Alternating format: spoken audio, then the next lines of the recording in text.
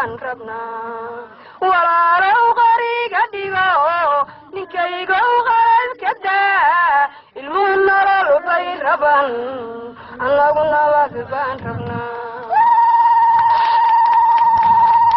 geesiyadu go'an hooyada gabantiyo hadday gabanadu jashan magelba ku dhalo gawaadu curi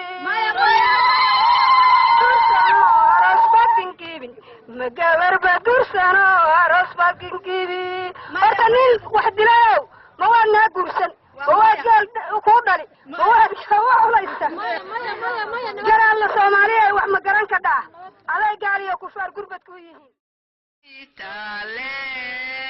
As national peace is forged,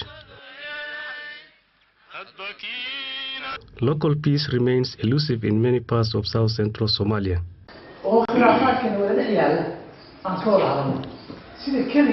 Practitioners and scholars alike are now beginning to realize that local reconciliation within and between communities is necessary for ensuring that any national peace holds.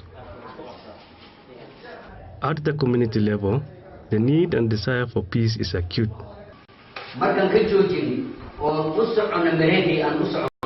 But the local structures in place for peace building are showing considerable strain under threat posed by armed groups and ongoing political instability.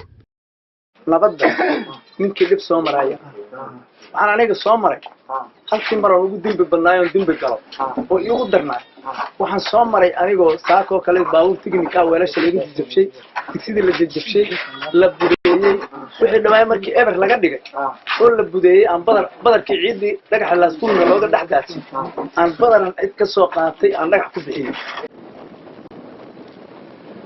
In response to this challenge, the Conflict Transformation and Interclan Joint Resource Management Project is a joint initiative by the Life and Peace Institute and Zamzam Foundation that aims to strengthen and expand the capacity of existing traditional peace process. The hope is that this support will better equip communities to build clan cohesion and resilience through addressing the underlying drivers of conflict, in addition to responding to crisis situations.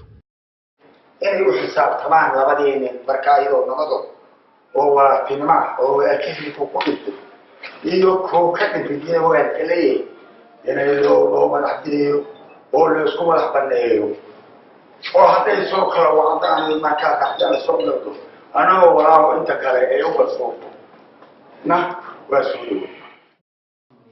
The project grew from a series of discussions between Life and Peace Institute and Zamzam Foundation and led to a unique partnership between a humanitarian and a peace-building organization. Both organizations have worked in Somalia for nearly 25 years and have seen the negative consequences of protracted conflict on humanitarian assistance efforts, as well as infrastructural and service development. Since 2012, they have worked together to establish a peace-building unit in Zamzam that can provide locally targeted support to roll out the community-focused peace-building process.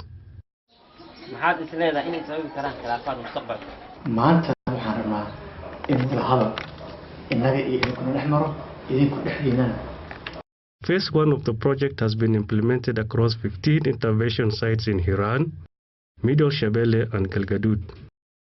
These areas were chosen as having experienced the most pervasive and destabilizing resource-based conflicts. From an initial broad-based assessment, resource-based conflict was selected as the initial entry point for programming.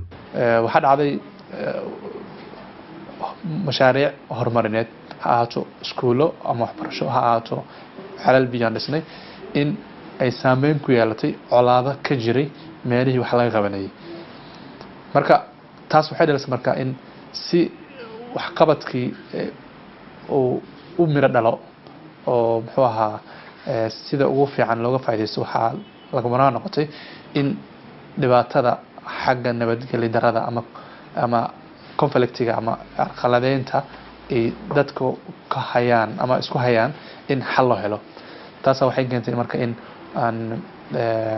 aan shiis wada shaqeyn aan la galno hay'adda Life and Peace oo hay'ad ka shaqeysa muxuu ahaa nabadgelyada iyo xalinta khilaafaadka ka shaqeyso.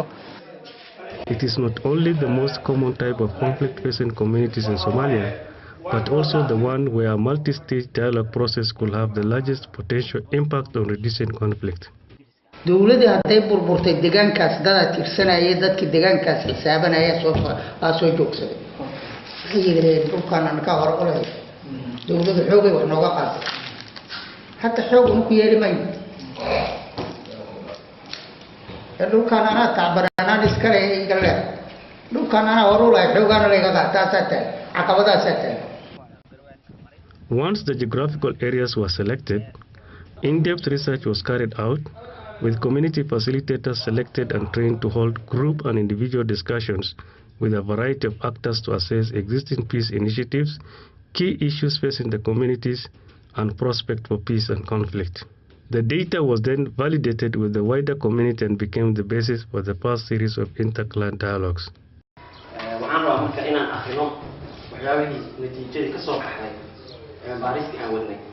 marka waxa way beeraleydii iyo qoladii jiinka ee xoolo dhaqatadii korka timid is afgaraway ka dhaxeeyo ayaa iskoor imaadka iyo qalafaadka badan waa iska yimaadaan marka aniga waxaan leeyahay tuulooyinka jiinka ka baxo dhanba yaan laga wada reebo badanaba qalaafku wuxuu ka yimaad waa jiinka marka diyaar mun ay wada ka shaqeyn inta dadkina aan gaarsiinana amaano taagan.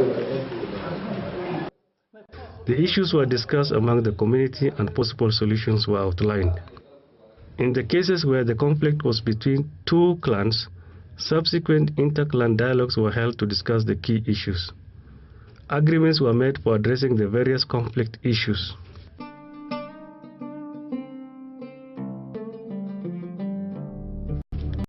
A critical component of this project has been the participation of women and youth at all stages of the process, a departure from traditional clan practices.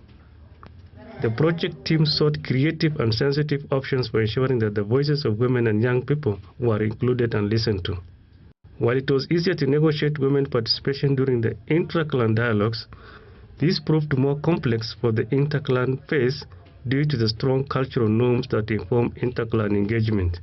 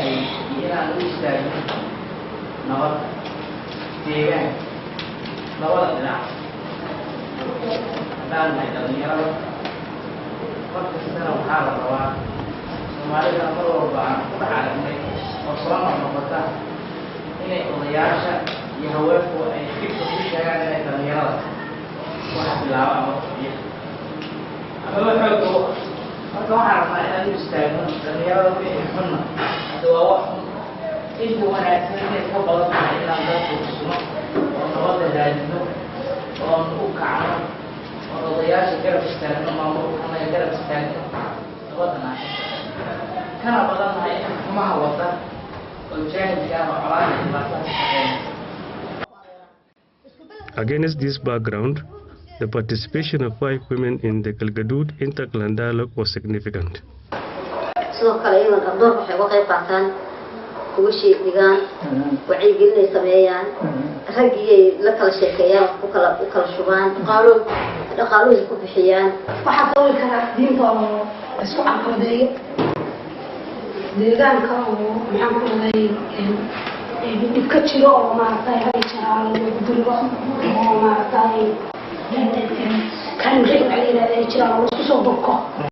cid kasta ee dagaalka lagu yeelan karta nabadana lagu yeelan karta marka gabdhaha dowray ku leeyihiin nabadda iyo colaadda labada dowray ku leeyihiin hooyaanahay waxa gablamaya waa anaga waxa wiil waayaya waa anaga waxa nin waayaya waa anaga waxa gurbaad baaya waa anaga ninku hadduu wiilashiisu dhamaanaa kale inta iska gursada wiilal kale iska dhaldhalahaya naagtu waa dhalmadaynaysaa. Local communities also reported a reduction in the number and intensity of revenge killings and livestock raids in the target areas. Roadblocks were opened so community members could move freely between clan boundaries, and there was enhanced social and business engagement that is expected to increase as further agreements around sharing of pasture and water resources are reached. Perpetrators used to be harbored and covered by their clans. Through the intra and inter-clan dialogue, the community agreement introduced that any perpetrator should carry his or her own cross and should not be harbored or preserved or protected by their own clan. So the level of killings or victimization of people reduced because most perpetrators afterward were arrested and brought back to the authorities, and they felt like now they will not have a place to hide anymore. So this actually reduced a lot of revenge killings and targeting of innocent people or people who are using those roads. The road between Beledweyne to Dusamareb all the way to Galkayo is very important because it links the south to the north. And this road is very important, and it's the only road that is being used. At the beginning of the project intervention, there were more than 32 checkpoints and extortion points erected by different criminal groups.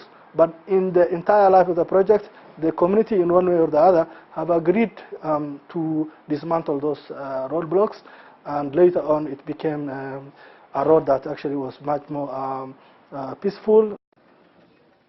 To date, 22 intra-clan and 4 inter-clan agreements have been reached. Following the conclusion of inter-clan dialogues in all catchment areas, Phase 2 of the project will see the development of inter-clan action plans that support the implementation of the various peace agreements, with the establishment of inclusive community platforms to serve as the catalyst of peace. Conflict transformation is a long-term goal that requires sustained locally driven dialogues and engagement to eliminate cycle of violence.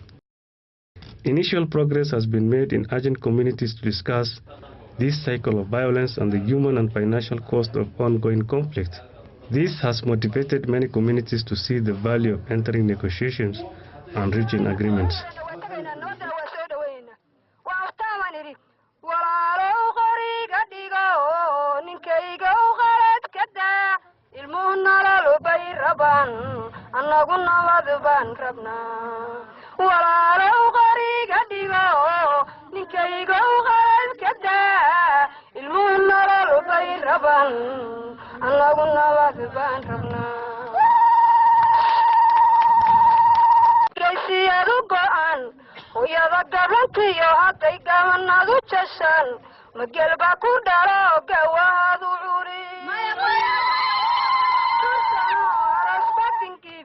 Magalar badur sana